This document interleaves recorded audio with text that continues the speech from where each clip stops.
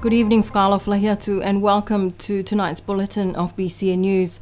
Leading the news tonight, one of Niue's longest-serving former politicians, Honourable Robert Matua Richmond Rex, was laid to rest last Friday. He passed away on Thursday morning, the 15th of July, and was laid to rest at his residence at Whonuakula. He was 78 years old.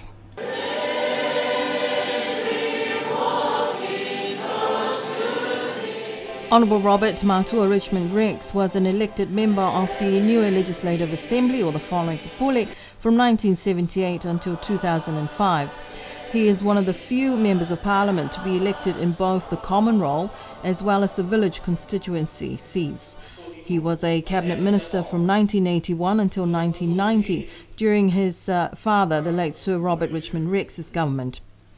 He served as a common role member from 1978 until 1996, when he was elected the representative for his village of Alofi South until 2005. In 1999 until 2002, he again served as a minister in the cabinet led by former Premier Honourable Sunny Elia Lakatani.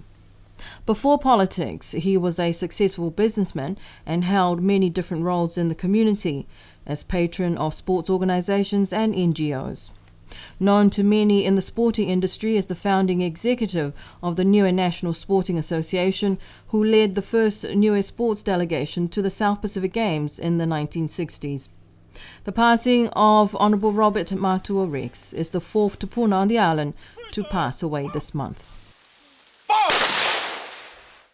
Our deepest condolences to Mrs. Lofa Rex and the wider Richmond Rex family on your loss. In other news, Dr. Colin Tukuitonga has been elected to the position of College President of the New Zealand College of Public Health Medicine. He is also supposed to lead the New Zealand Ministry of Health team to audit Niue's health system in preparation for the two-way quarantine-free travel with New Zealand. But he may not be able to be part of that team. Here's more on that story. Dr. Colin Tukuitonga is the first person of Pacific heritage to be president of the New Zealand College of Public Health, and he will begin his new role on the 1st of September this year. The New Zealand College of Public Health Medicine is the professional group for the doctors working in public health. They set standards, train new doctors in public health, and advocate for health and well-being. Dr. Tukuitonga told BCN News that his plans to lead the team from the Ministry of Health New Zealand to audit the Niue health system in preparation for the two-way quarantine-free travel with New Zealand has hit a major setback.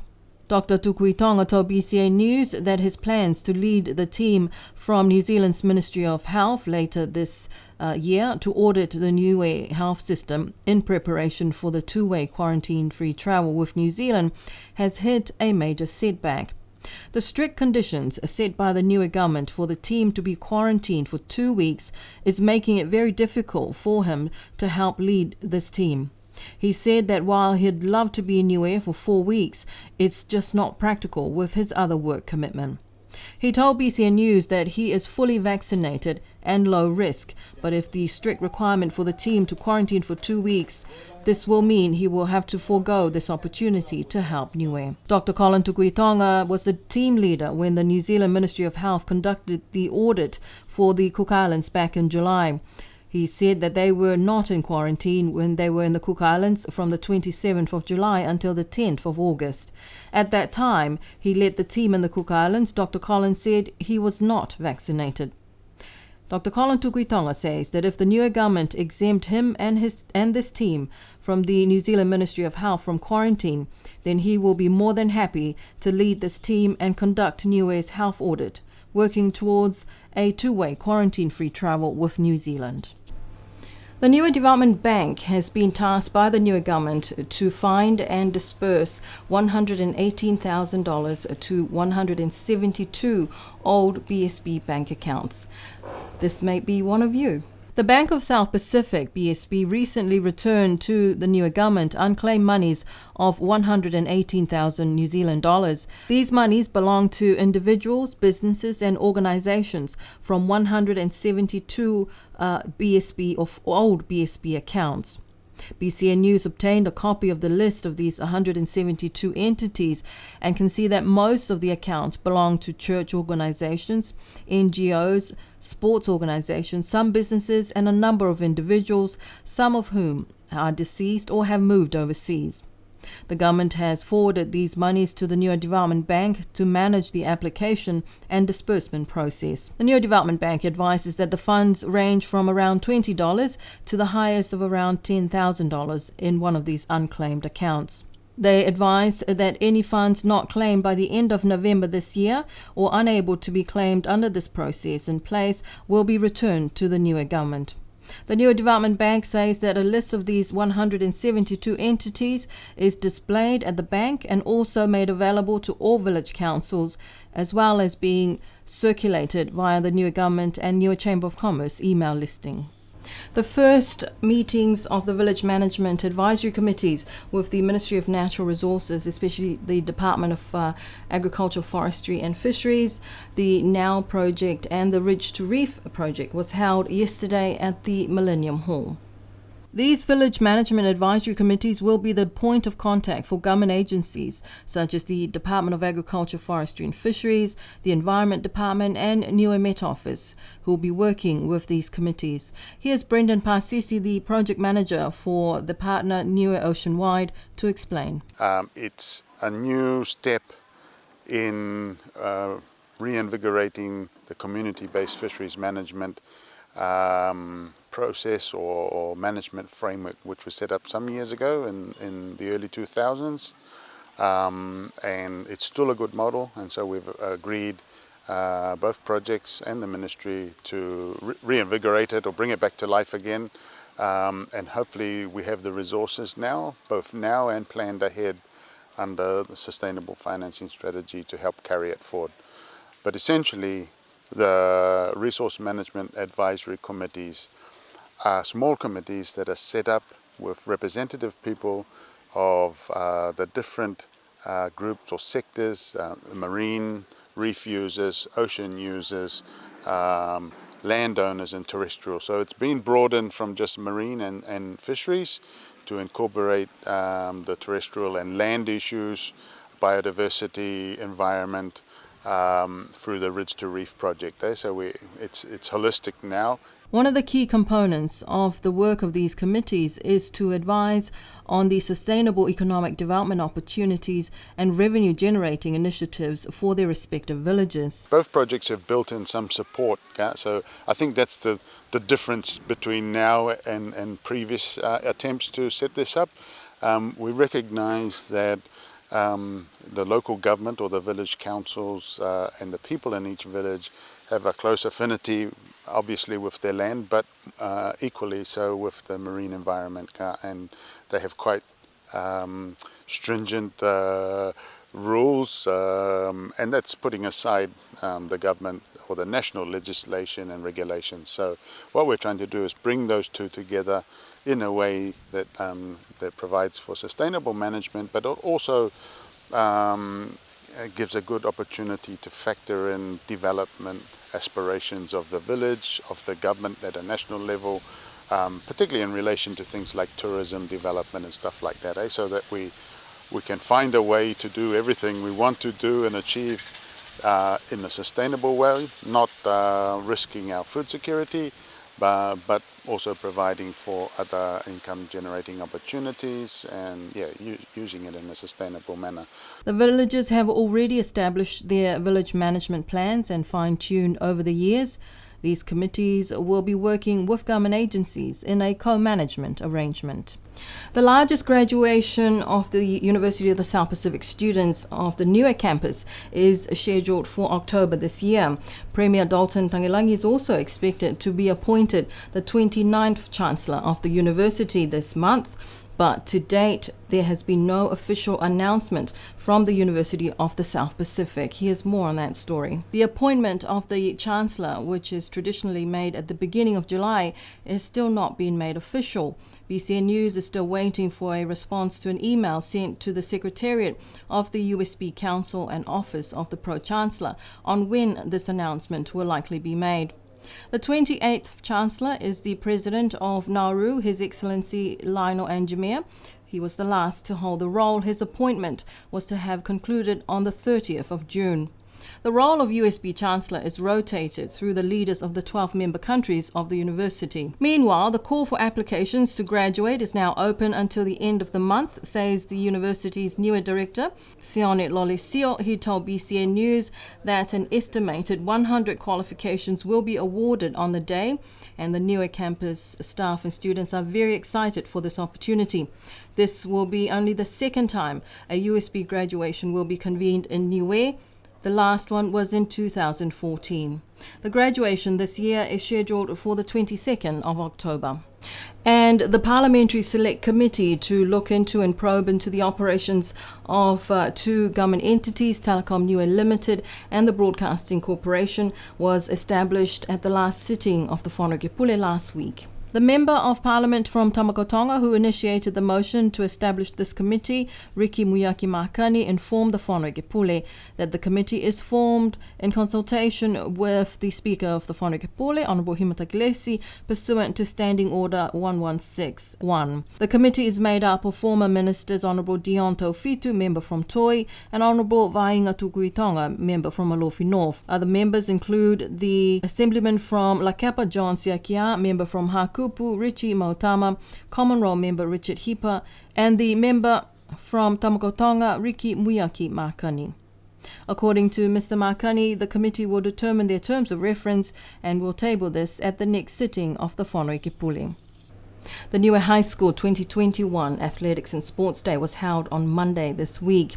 One of the highlights, or if not the highlight of the year, will have to be Year 13 student Hine Makaia, who broke both the school record, his personal best, and set the national record with his javelin throw of 63.09 meters. Here's more on that story. Hine Makaia from Avasele set the first Niue High School record in 2018 with 47 meters.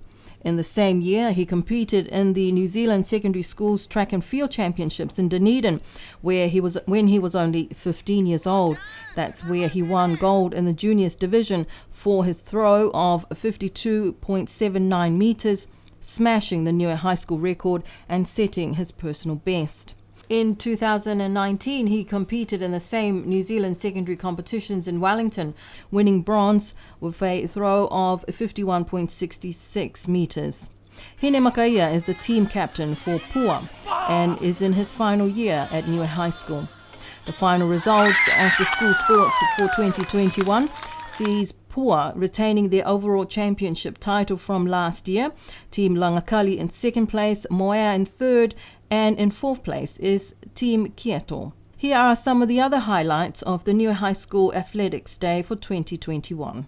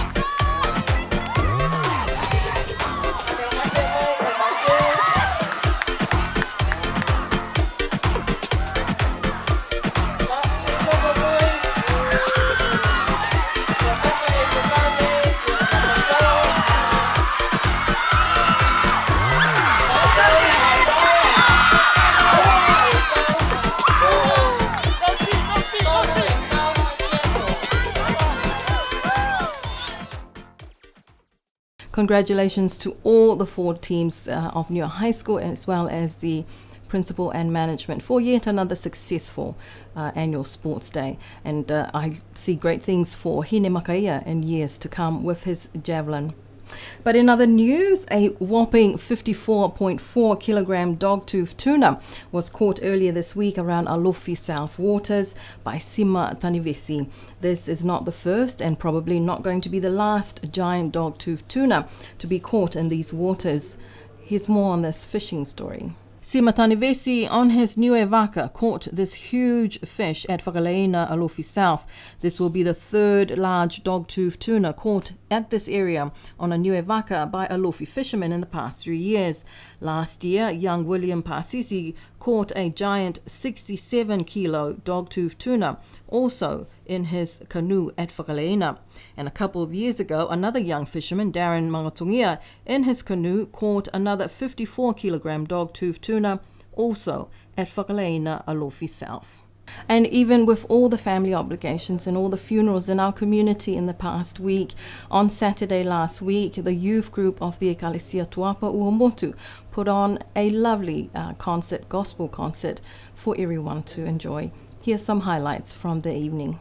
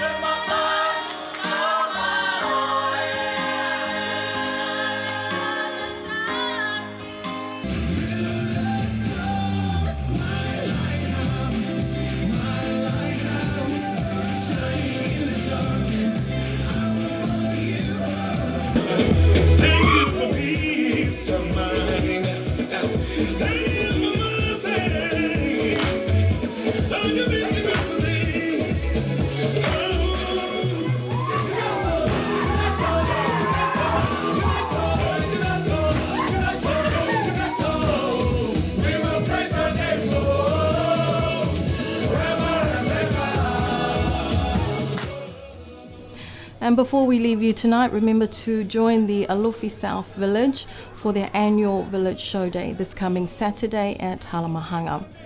We'll be back with you on Tuesday for our bulletin in Wangahau Niue.